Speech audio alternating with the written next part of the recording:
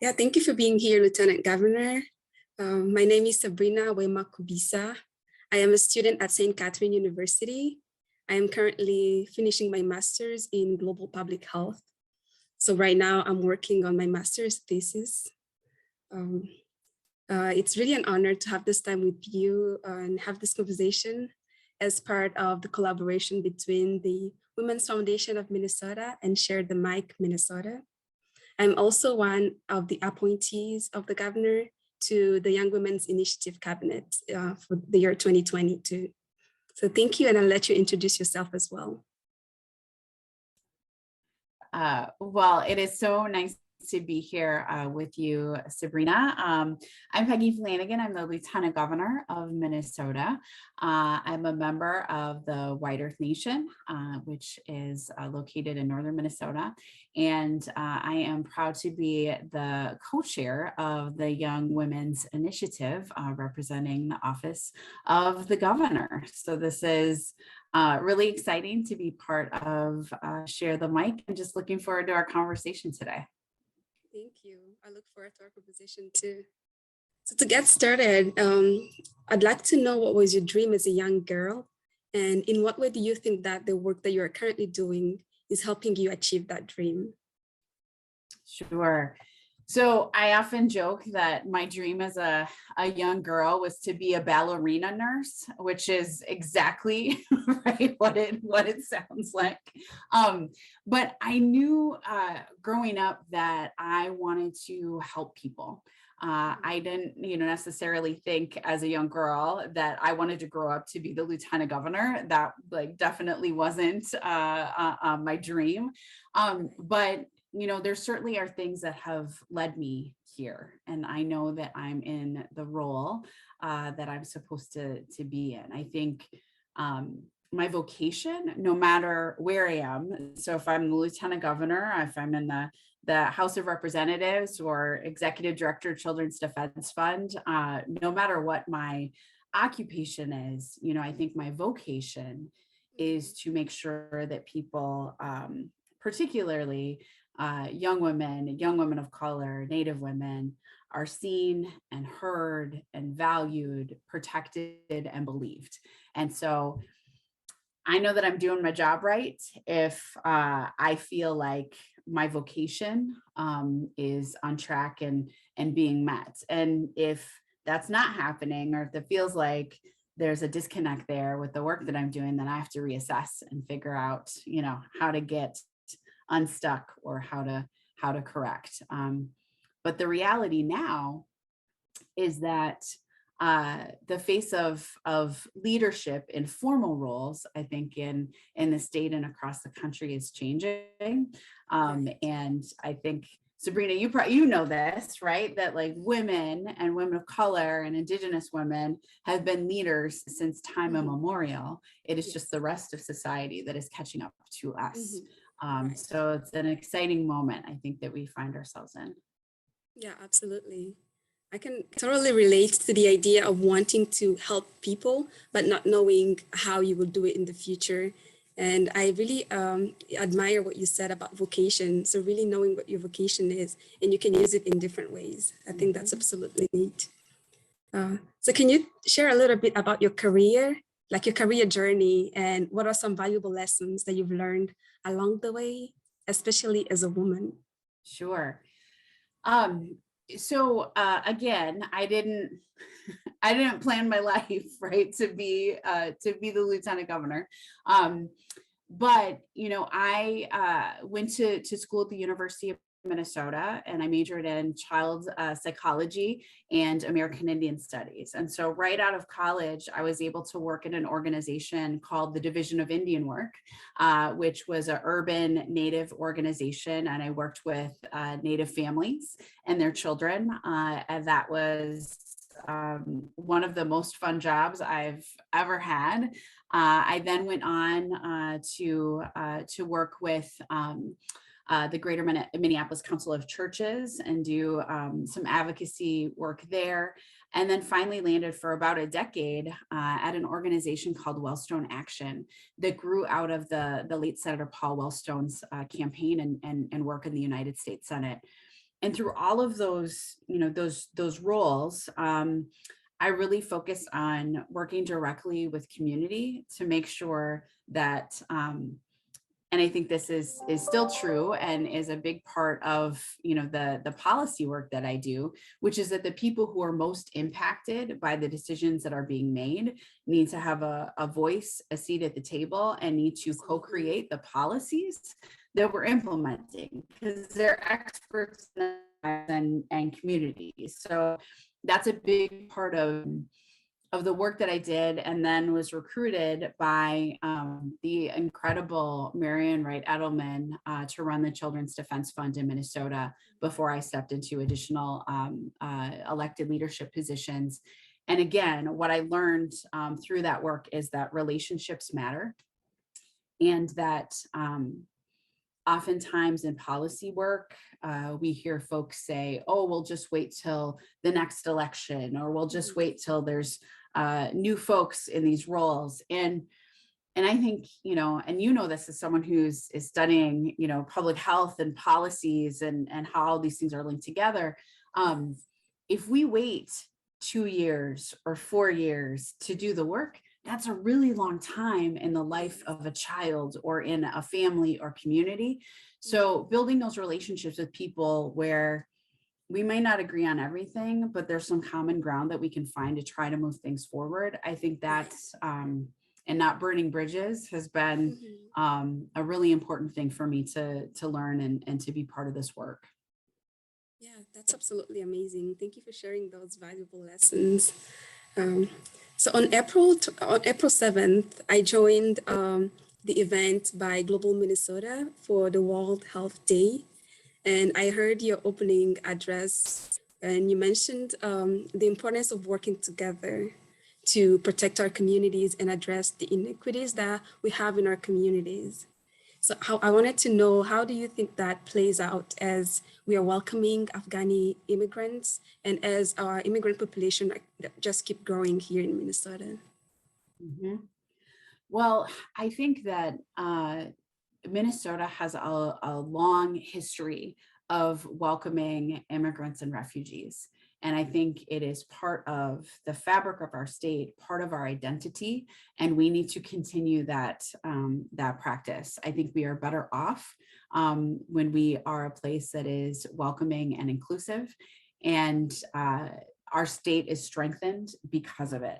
So part of it is just continuing to say, hey, this is who we are as Minnesotans. This is part of the fabric of our state, but also to say, for our Afghan refugee community here, we were one of the first folks, the governor and I, to send a letter to the Biden administration and say, we're ready. And it's because we have an incredible infrastructure here of nonprofit organizations, of faith community, of public leaders who have done this previously, and we can do this work now. But I also think it means within our institutions, again, I think, Sabrina, comes back to listening to the people who are most directly impacted to be part of the solutions. And now that we have more and more leaders in public positions, and I don't mean just in elected office, but also leading organizations who are part of state agencies and government agencies who are immigrants and refugees themselves, that I feel like is the thing that is making the difference. That we have the expertise of folks already who are embedded in part of this work. So we don't have to start from scratch every time. We just have the right policies that are moving forward. And it is, the governor and I often talk about having the right people at the table, but it goes beyond that, because I think we're still in a position where there's folks who don't even know that there's a table, right? Absolutely. And that for a very long time, there have been people who've been throwing up obstacles to get to that table.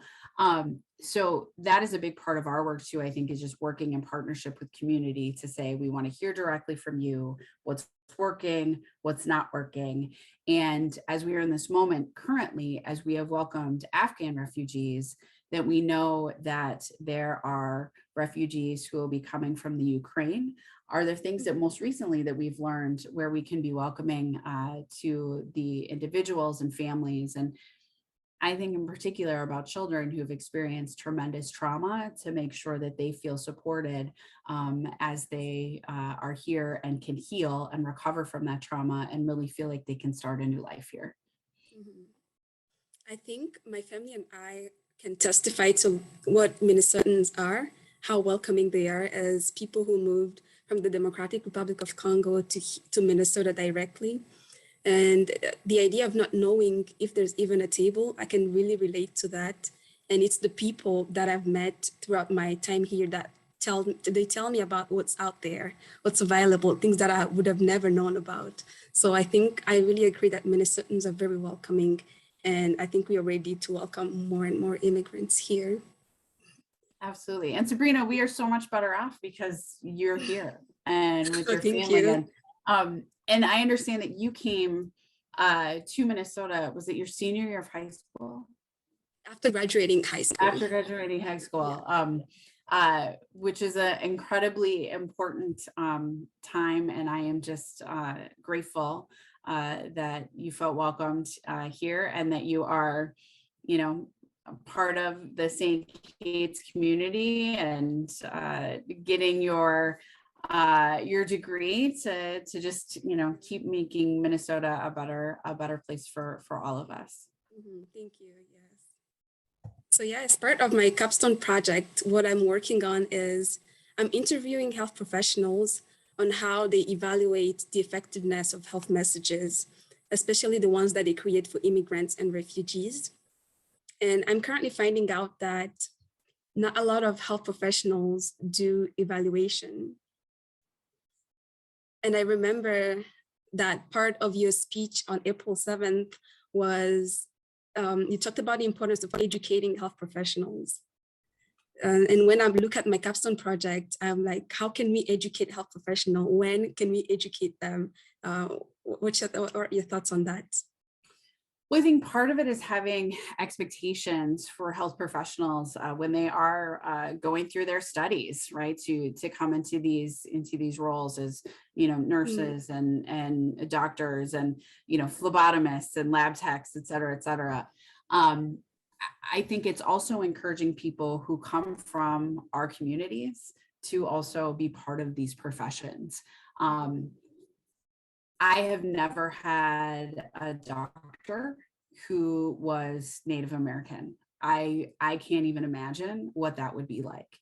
And there are, I think so that's it's developing a pipeline of new leaders who can come into these positions, who have this expertise in their own lives and communities, but also folks who have a willingness to learn about what is the most effective way to communicate with folks. Just like I think about how powerful women are in each household. And so if you are able to connect to, right, the woman in the household who oftentimes, you know, cares for everyone who is under that roof, then, you know, you've done an incredible, I think about, you know, work with vaccines, for example, that we have seen grandmas and aunties and moms who are then the messengers, and everybody else in the house gets vaccinated because the woman, right, is the most effective caregiver and messenger in that home. So it's making sure that, you know, and you know this through your evaluation, one, we need to be measuring it because we measure what we care about. That's a part of it. And, you know, for us, the disaggregation of data is one of the first ways that we do that beyond, you know, just like the Black community. What do we mean when we're disaggregating that data? Is it East African immigrants? Is it West African immigrants? Is it African American? Is it Somali? Like what are we, you know, how are we doing that? So that's a big part of, you know, our push to disaggregate that data. But then disaggregating of data for disaggregation's sake, unless we're taking what we're learning and actually applying it. So I'm grateful that you're doing that work because it is needed and so necessary, because we are not going to close these gaps in health, access to health, maternal health, you know, all of these pieces, unless we are measuring it, Right. learning from it, and then Mhm. approaching things in new ways. But I think we have to look at the pipeline of who the folks who are in these professions, and then trying to disrupt some of these systems that Yes. continue these disparities that we currently have through passing policies, working in partnership Mhm. with our educational facilities, and also educating our own people Yeah. how to be their best advocates when they are navigating these healthcare systems. Yes, that's right. I totally agree.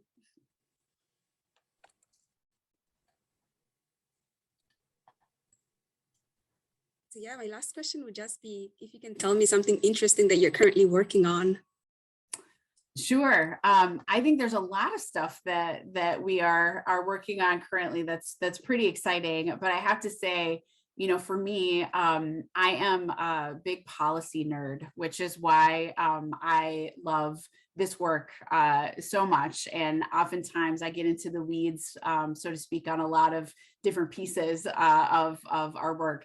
Right now, we're currently trying to pass a budget. And so in the next couple of weeks, there will be pieces there that we're going to be fighting for to try to get done.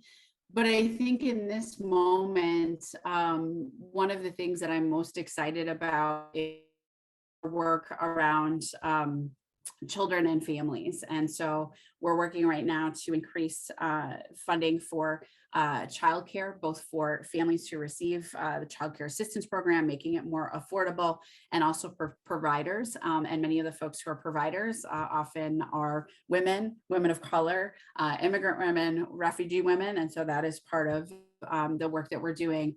Also wanting to make universal breakfast and lunch available to all children who attend public schools, which feels like a game changer. And then also making significant investments in housing to increase home ownership, to ensure that we no longer have our relatives who are sleeping outside in a state with tremendous resources. So those are some of the things that that I'm working on that I'm pretty excited about, That's great. and we'll see how it shakes out. But I think those are that's the power of being in these roles where we can decide what some of these things look like when we are at the table. So Yeah. Sabrina, I'm super excited that you are doing this work and you are at the table and you are creating the tables where we can make sure that we're impacting our community in a good way, and Thank you. where we're helping. Thank you. Yeah, I don't know if you have any questions for me as well. I'd be happy to answer. I just want to know, how did you decide to pursue this field of study with global health? It's incredibly needed and necessary, but just was wanting to know, how did you make this decision? Yeah, I think like similar to you, when I was younger, I just wanted to help people. Especially, I wanted to work, do the kind of work that my parents were doing. They were working in humanitarian work. And as I grew up, I became more and more interested in healthcare. And I found out that I didn't really like the one-on-one clinical care. I mean, I enjoyed it when I worked as a nursing assistant. However, long term, I saw myself on like a larger population level. And then I learned about public health. And that's how I became very interested in public health, because I'm still working in the healthcare, but on the more population level and preventive level, as opposed to clinical and one-on-one care. Yes, so that's how I became interested in public health. I love it. And I'm super excited to just see what it is that you do. And your future is incredibly bright. I'm so grateful that you're part of the Young Women's Initiative and Thank are you. just, doing this work. And I'm honored to have the opportunity to amplify your leadership through Share the Mic, and just hope that everyone, right, is going to check out Share the Mic today. And I'm gonna do the hashtag. I'm going to read it because I want to make sure that we get it right, which is hashtag WFMNX, share the mic MN, and just use that across your favorite social media channels to learn more about the other amazing youth and young leaders, young women leaders who are shaping our state and Minnesota, and the Share the Mic Minnesota and the Women's Foundation of Minnesota are incredible partners who are doing this work. This is just one piece of what they do every day. But Sabrina, just what an honor to be able to have this conversation with you. Please keep me informed about what it is that you are doing, how you are shaping the future of our states and our world, and just so honored and humbled to be able to spend this time with you. Thank you very much. I'm just as honored as well.